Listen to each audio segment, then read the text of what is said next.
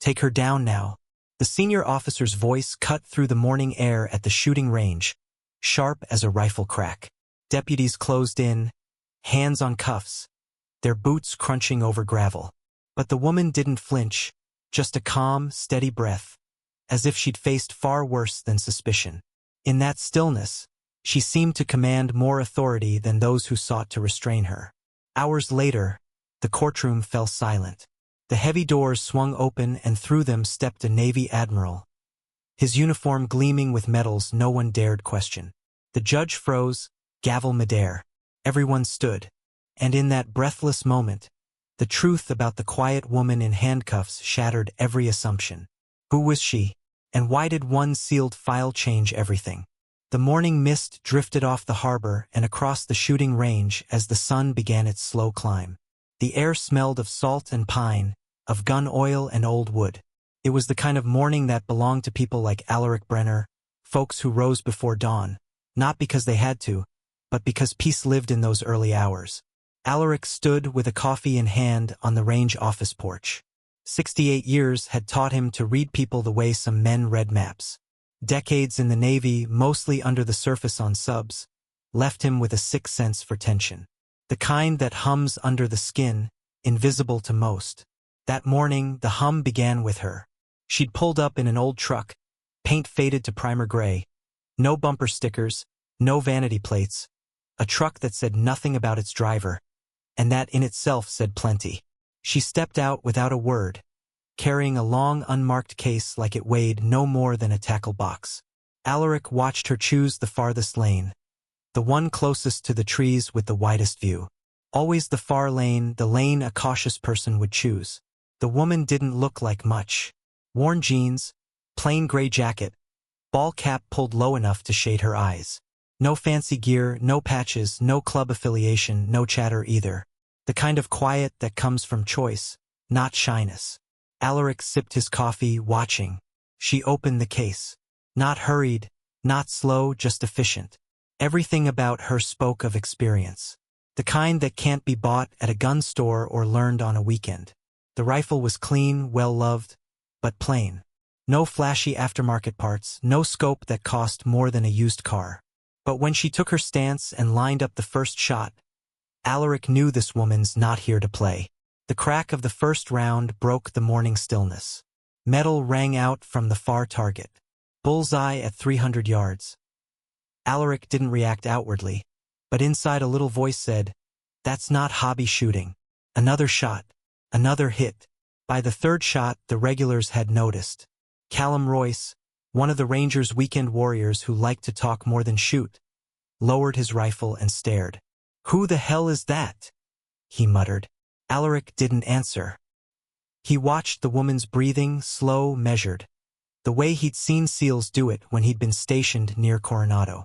The kind of breathing that made seconds stretch and the world narrow down to one small circle of steel or paper. The woman adjusted for wind without looking at instruments. She didn't pause to wipe her brow or fidget. Just small, controlled movements. Adjust. Breathe. Fire. The regulars gathered behind Alaric's porch, drawn in by the quiet force at the end of the line. "Never seen her before," one of them whispered. "Look at that grouping. You'd think she had a damn bench rest and wind meter," another said. "She law enforcement, military?" No one knew, and the not knowing bothered them more than they admitted. Small towns prided themselves on knowing who was who. Outsiders were watched, not out of meanness, but out of habit. It was the way of places where everyone's business was everyone's business. Alaric felt it too, the pull of wanting to understand, but more than that, he felt the weight of what he was seeing. She's trained, not just good, trained. At 400 yards, she rang steel again. At 500 yards, the target swung from the force of a perfect hit. The murmurs grew. Even the skeptics fell quiet, watching. One of the new guys, fresh from the city, edged closer to Alaric. "That normal around here?" he asked, trying for casual but missing by a mile. Alaric gave him a look. "What's normal, son?" The kid shrugged, uneasy. "I don't know. That kind of shooting? I mean, without high-tech gear, just instinct." Alaric didn't answer right away. He watched the woman reload, checked the way she scanned the treeline, the far hills, the approach road, all without moving her head too much. Just eyes always moving. She's not showing off, Alaric said finally. She's practicing the way folks practice when the stakes are higher than paper targets. The young man frowned. Should we be worried? Alaric didn't look away from the woman at the far lane. I don't think worry is the right word. He set his coffee down. The cup was stone cold. He hadn't noticed. Out on the line, the woman finished her magazine and paused, lowering the rifle. She stood still for a moment, as if listening to something no one else could hear. Then she glanced briefly toward the range office, just long enough for Alaric to meet her gaze. And in that instant Alaric knew. This was bigger than any of them realized. Bigger than a small-town shooting range, bigger than a curious crowd. She wasn't just passing through. She was on the kind of path only a few walk. The kind where silence, skill, and shadows were part of the uniform. And Alaric, old sailor that he was, felt the hum of duty in his bones again. By mid-morning, the shooting range didn't feel like a quiet corner of Maine anymore. The mist had burned off, leaving the air sharp and clear, but the tension lingered like a storm that wouldn't break. Conversations had thinned to murmurs, all eyes drawn inevitably to the woman at the far lane. Alaric Brenner stood at his office window, watching the deputies pull in. 2 patrol cars kicking up dust as they eased to a stop. His heart sank a little. He hadn't wanted it to come to this, but in a small town, when something doesn't fit, it draws attention fast. And attention always leads to a badge showing up sooner or later. "Morning, Alaric," said the lead deputy, a young man named Damien Voss. Good kid. Still new enough to the badge that he tried hard not to overstep. His partner, Lennox Ward, older and seasoned, said nothing. Just scanned the range like he was expecting trouble. "Morning, Damien. Everything all right?" Alaric asked, though he knew the answer. "We got a call about a possible unauthorized firearm out here. Someone fitting the description of that woman down at the end. No ID badge, no range membership, no permit on file." Alaric sighed quietly. "She's not caused any harm." Voss hesitated. Alaric saw it in his eyes. The part of him that wanted to trust the old range master's word. But duty won over instinct. "We got to check it out, Alaric. You know how it is." "Yeah," Alaric said, stepping aside. "I know." The deputies approached the woman with deliberate caution, their boots crunching the gravel. Alaric watched her from the window. She didn't flinch. She didn't stiffen or turn to argue. She simply lowered her rifle, set it down with care, and stood, hands relaxed, visible, as if she'd done this before. "Ma'am," Voss began, his voice measured, "we're going to need to see some identification and your firearm permit." Her eyes met his calm and steady. "I don't have them with me." No panic, no excuses, just the truth. Plain as day. "Can you give us your name?" Silence. Ward shifted his stance. "Ma'am, refusing to identify yourself can be considered a crime. We need your cooperation." Still nothing. Only the faintest tightening at the corners of her mouth, like she'd weighed every word and decided none were safe. Voss looked at Ward uneasy. Alaric could see him wrestling with it. The kid didn't want to escalate, but protocol was protocol. And in this job, hesitation could cost lives. "Or so they taught you at the academy," Alaric thought grimly. Ward gave the slightest nod. The kind that says, "Let's just do this clean." "Ma'am," Voss said softer now, almost apologetic. "We're going to have to take you in until we can verify your identity." She gave a small nod, as if she'd expected nothing else. Voss moved in, pulling the cuffs from his belt. His hands weren't as steady as he wanted them to be. She doesn't look dangerous, he thought. But then again, the dangerous ones never do. As the cuffs clicked shut around her wrists, Alaric felt the weight of it settle over the range like a stone. She let herself be led without resistance, boots crunching in time with theirs. And in that walk, head high, shoulder square, she had more authority than either man on either side of her. Alaric stepped out as they passed. She glanced at him, just a flicker of acknowledgement in her eyes. He saw no fear there, no anger, only calculation, like she was solving a problem no one else could see. "You're doing your job, son," Alaric said quietly to Voss as they loaded her into the car. The kid didn't reply, just gave a tight nod, jaw clenched. As the patrol cars pulled away, Alaric stood there for a long moment. Then he turned, went inside, and picked up the phone again. This time, he didn't hesitate. The line clicked, and a tired voice answered, "Pentagon Operations Center. This is Alaric Brenner, Coastal Harbor Range. I need to speak to someone about an individual who may be of interest. I think you'll want to move fast." There was a pause, then the voice sharpened. "Tell me what you've got, Mr. Brenner." Alaric laid it out. The shots, the discipline, the scar, the quiet professionalism that spoke louder than words. "We'll handle it," the voice said. "Thank you for bringing this to us." As Alaric hung up, he stared out at the range, empty now except for the target still swaying in the breeze. He'd done what he could. Now it was out of his hands. And somehow that felt heavier than he'd expected. The Coastal Harbor Courthouse had stood since 1887, its wood-paneled walls and tall windows stained by salt, air, and time. It wasn't built for moments like this. It was built for fishing disputes, noise complaints, and the occasional scuffle outside the tavern on Main. But today, its creaking benches groaned beneath the weight of something heavier. Curiosity, suspicion, and the uneasy hum of a town that wasn't sure what it had stumbled into. The courtroom was packed. Locals who'd heard the rumors filled every seat. A few reporters from Portland had driven down, sensing a story, and scattered among the crowd were men in dark suits, faces unreadable, positioned at the edges like shadows. At the front, the woman sat at the defense table. Evelyn Hart, though not a soul in the room knew her name. Not yet. The orange jumpsuit couldn't mask her composure. Her hands rested in her lap, cuffs glinting in the morning light. She didn't fidget. She didn't shrink. If anything, she seemed to be the still point in the room's swirling storm of tension. Beside her, the public defender flipped through a thin file, exasperated. He'd met her only that morning, and already she was a puzzle he had no hope of solving. No name, no statement, no cooperation, just silence and that unsettling calm. Behind the bench sat Judge Isadora Lane, straight-backed, silver hair pinned tight. The years hadn't softened her gaze. Before the bench, she'd served as a JAG officer, one who'd seen things that still woke her in the night. She scanned the docket, irritation flickering across her face. This wasn't how she'd planned to spend her day. "Let's proceed," she said, voice firm. The clerk read the charges. Possession of an unregistered firearm, refusal to identify, potential links to terrorist activity. The words hung heavy in the air. The locals shifted uncomfortably. The reporters scribbled. Evelyn didn't move. Judge Lane studied her. There was something familiar. Not the face, not the stance, the stillness, the discipline in her bearing. It wasn't the stillness of fear. It was the stillness of someone who'd stood before far graver threats and had learned the power of silence. The judge opened her mouth to speak, and then it happened. The heavy doors at the rear of the courtroom swung open. The sound alone was enough to hush the room, and through them strode a Navy admiral, his dress uniform immaculate, the weight of his decorations matched only by the gravity of his presence. He moved with the measured certainty of a man accustomed to command.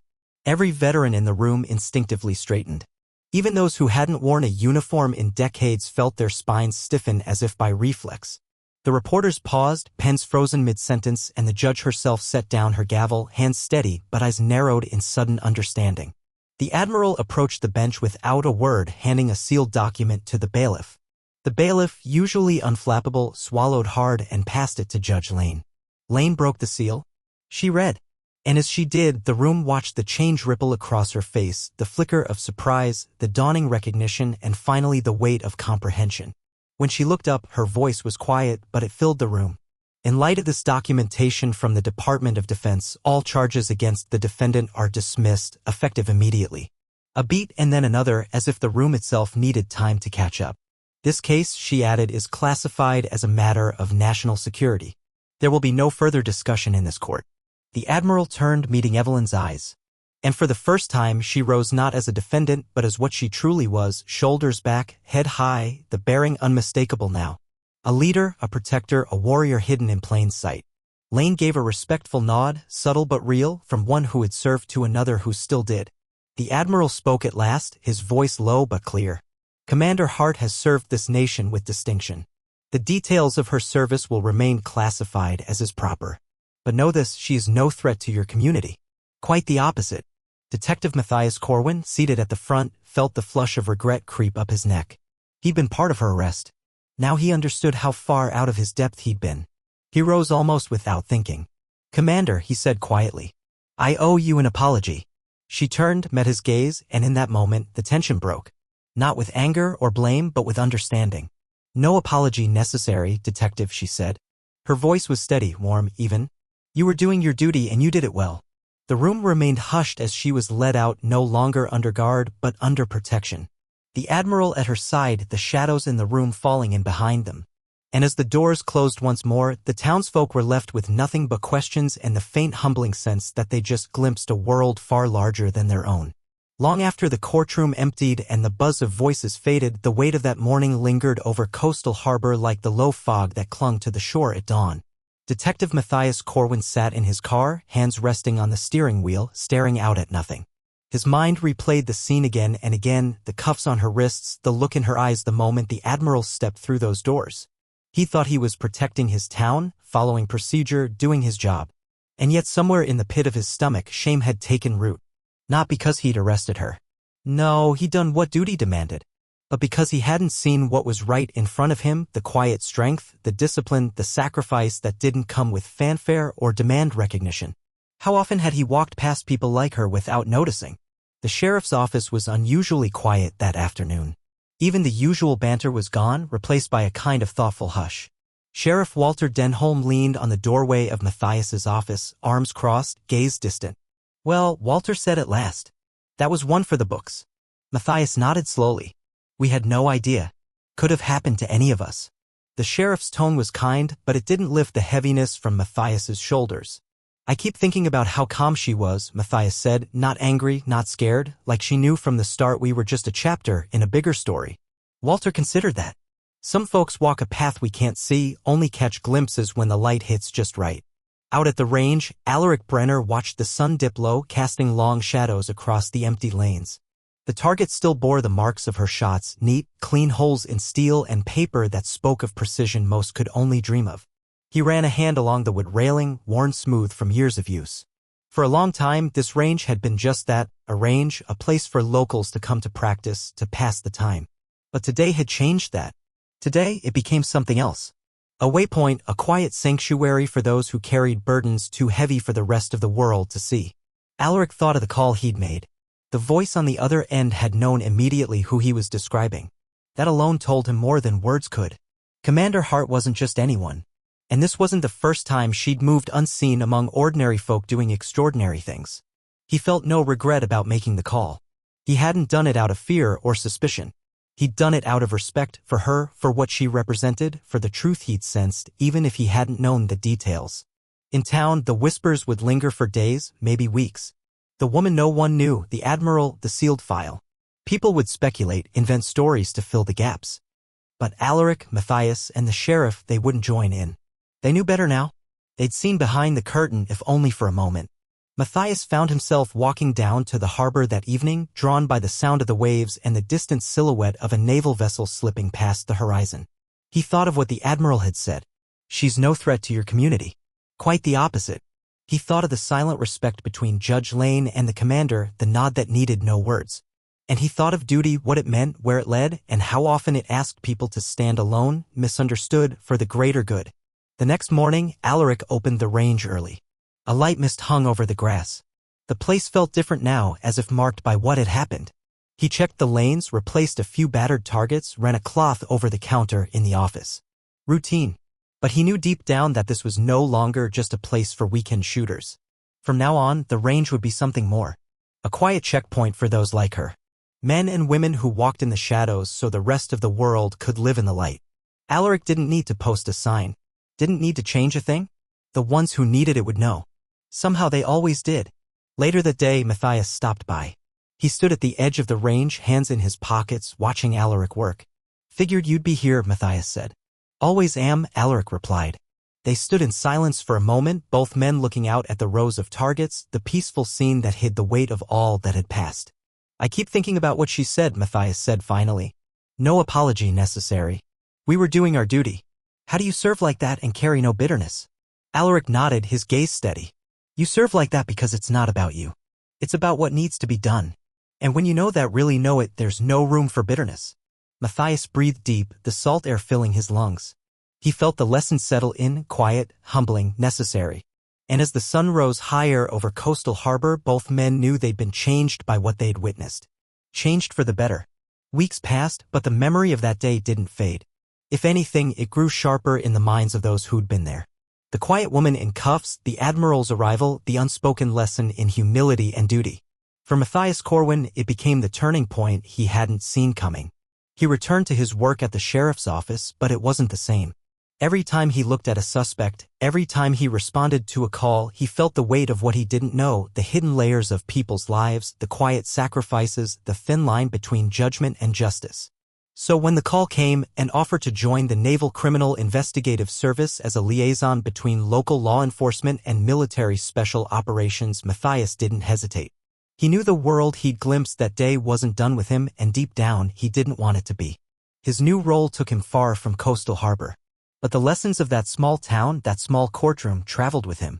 His job wasn't just to enforce the law. It was to understand the spaces where law, duty, and honor met.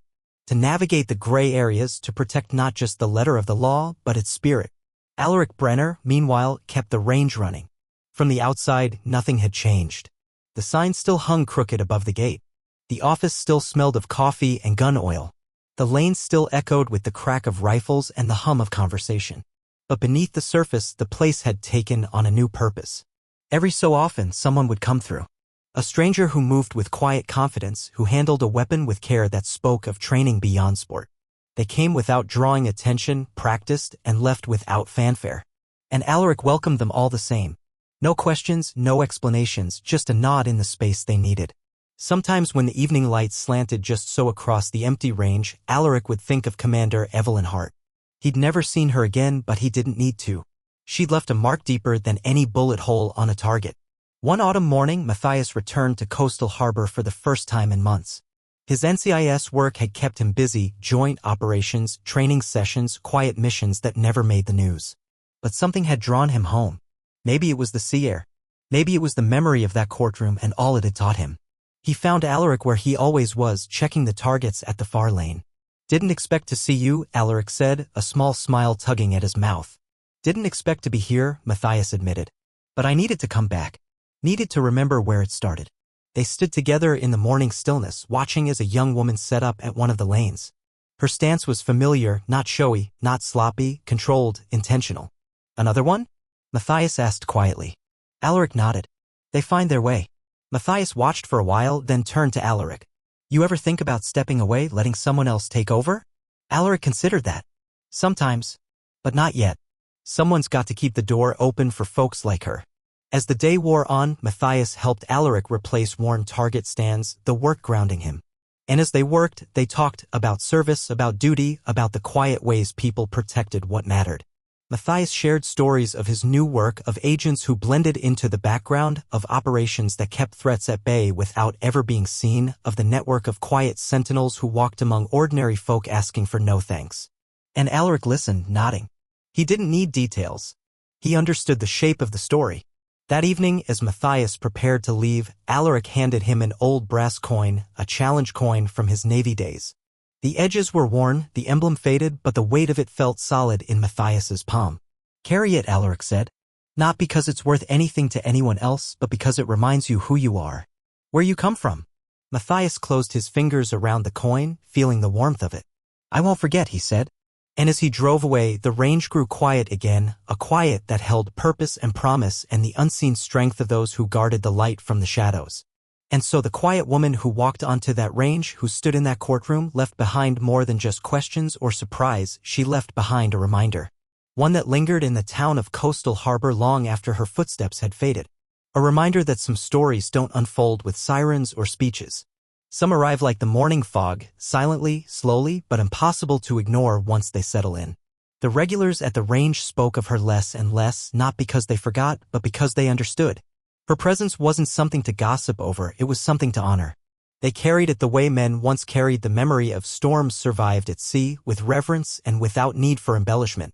In the diner off Harbor Street, where waitresses still poured coffee with the same rhythm they had for decades, the booth where she once sat remained oddly respected. Folks avoided it, not deliberately, but with the same unconscious respect they'd show a memorial stone or a flag left folded. No one said it aloud, but in a town where everyone knew everyone, the idea that someone could pass through and change the way people looked at themselves, that stayed. The admiral never returned, but his presence lingered too. In the way Judge Isadora Lane now sat a little straighter on the bench, more alert. In the way Deputy Damien Voss checked paperwork twice instead of once. In the way Sheriff Walter Denholm paused before making assumptions. Everyone had adjusted, just slightly but meaningfully. It was as if Evelyn Hart had realigned the compass in them all.